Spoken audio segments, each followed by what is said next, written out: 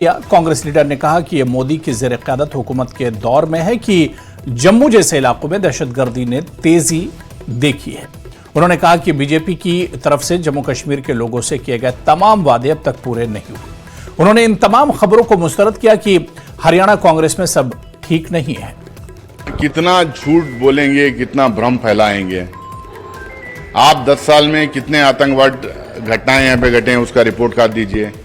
कितने लोग मारे गए, कितने सिविलियंस, कितने जवान मारे गए और कितने यहाँ पे लोग घायल हुए, कितने विधवाएं हुए, उसका तो पहले रिपोर्ट कार्ड दें। आप तो बड़े टॉल क्लेम्स कर रहे हैं कि यहाँ पे पीस प्रोसेस हो गया, आतंकवाद खत्म कर दिए, सब कुछ जेल में डाल दिया। आप बताइए कि कितने यहाँ पे आपका 10 साल जो आपका यहाँ पे रूल रहा, उसके पहले जो 10 साल रहा यूपीए का रूल रहा, उसके बिना जो है थोड़ा कंपैरेटिव एनालिसिस थोड़ा होना चाहिए ना, जब जनता को पता चलेगा कि कब क्या हुआ।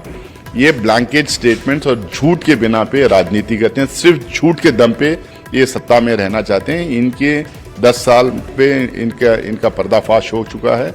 जनता है कि जान चुकी है कि किस तरह के लोग हैं, किस तरह से डिवाइड एंड रूल करते हैं, किस तरह से झूठ बोल के ये शासन करते हैं, पता चल गया है। इसीलिए यहाँ की जनता एक तरफा कांग्रेस और एनसीपी को वोट देने जा रही है।